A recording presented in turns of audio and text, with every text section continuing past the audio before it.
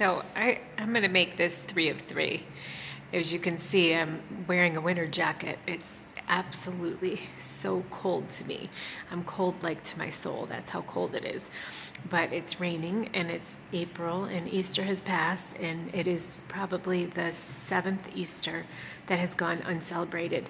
And it's the 7th Christmas that's gone uncelebrated, and my 7th birthday and my son's 7th birthday. And we've had, not 7th birthday, but 7 years that we have not been able to celebrate certain holidays, and 6 years of not being able to celebrate other holidays.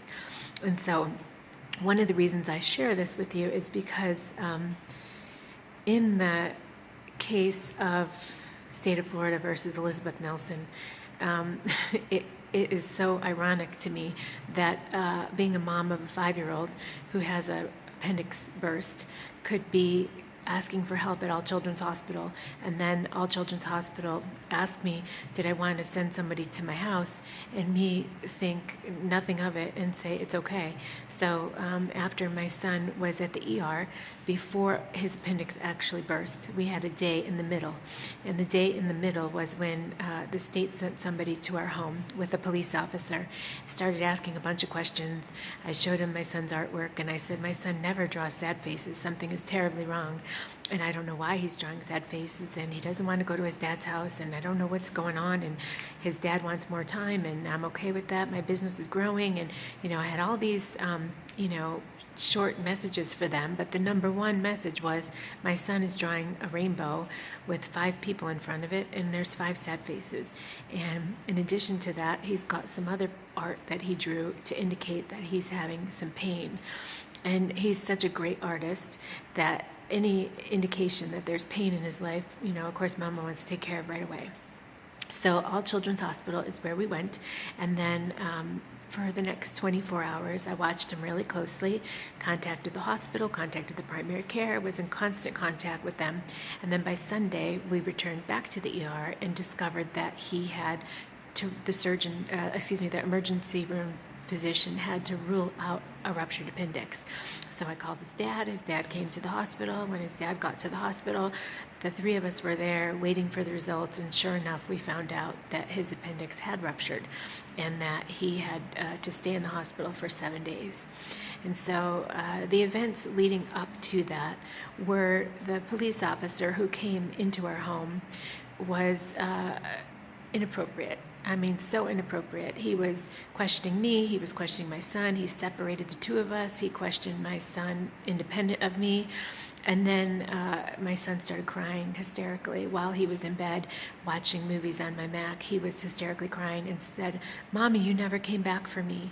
And that occurred at the moment that the police officer began to read me my Miranda rights. And I said, "Are you arresting me?"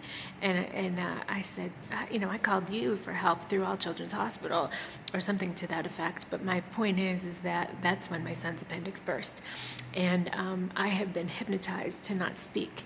And why it's so important that I do speak is because now we have this massive coronavirus epidemic, and there's so many people being forced out of work. I have been one of them, and I have been forced out of work since 2013, since 2012 actually. And it's not just one opportunity, it's multiple opportunities. It was my business. And so in every single area of my life, I have had somebody try to tell me, no, it's not okay. And the number one role that they took from me was being a mom. And so if a police officer were ever to come in your home and to sit on your son's toddler bed, he had a little choo-choo train bed, I think, or race car, it's so sad I don't even remember, but he had a little toddler bed. And the police officer sat down in his bed and was looking at his artwork, and he read me my Miranda rights, and he got about a third the way through when I spoke to him in a very authoritative way, and I questioned him and I interrupted him, like, who are you to read me my Miranda rights when you're here because the hospital pediatrician sent you with some other worker? And so they left, and he asked if he could take copies of my son's artwork, and he promised to bring them back. He took the originals and would bring them back and laid them under my doormat. So for the next 7 days we spent in the ER. And as I said, I was hypnotized to not speak. I was able to speak at times when the hypnotist criminal wants to hear what's being said, but when they don't want me to say something, they would stop me from speaking. And so these acts of terrorism are so serious, and the acts of domestic violence, of using the justice system to put misdemeanors and felonies and criminal convictions on my background screening, not giving me an opportunity to afford to clear myself, clear my name. So I am your everyday United States American mom. And, I think that when I go to places like American Girl, or I shop for accessories, or I window shop mostly, but I was forced out of my son's life by the St. Petersburg Police Department, and the Pinellas County justice system is playing this movie. And I'm going to say this for the last time, because I think it's so important that you understand the global state of health that we're in is supposed to be a global state of strength. But we are in a global state of weakness when we are experiencing coercion, we are experiencing human trafficking and sex trafficking. And I truly can promise you that if there is a local solution in Clearwater, Florida, and in Pinellas County, Florida, it's going to impact us globally. Because what has been done to me politically, and what has been done to me and my son as a mom and a son, has been impacted people globally. And so when it comes to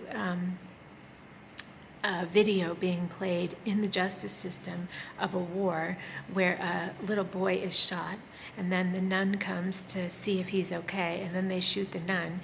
And I watched this while this shooter was up in the building shooting people. And I went up to the sheriff and I said, "Can you please shut this off?" Or, "What is this it's on?" He said, "Oh, that's in Iraq or Afghanistan." And I thought to myself, no, that's right here in Clearwater, Florida. So I'm not in Clearwater, Florida anymore. I had to leave for my own safety and well-being, and I was experiencing domestic violence from the police. And so the police reports, every time I requested a copy of my own police report, the police report has been changed and modified. It's an internal job. And so I have not seen my son ever since 2017. And I saw him very briefly in a public church on Madeira Beach, where my ex-husband's family runs the church. His sister has a husband who was a St. Pete police officer, and his sister is the wife of the pastor. Now, I went into a community church where there was no protective orders in place, and I was not allowed to say hello or give a hug or kiss to my own son. So I share this with you because I am not hypnotized to not speak anymore.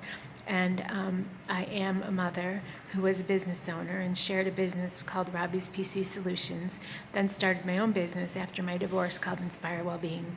And so I share this with you because women, men, children, we need to come together on Forrest's behalf and say, you cannot do this to Forrest's mother. Namaste.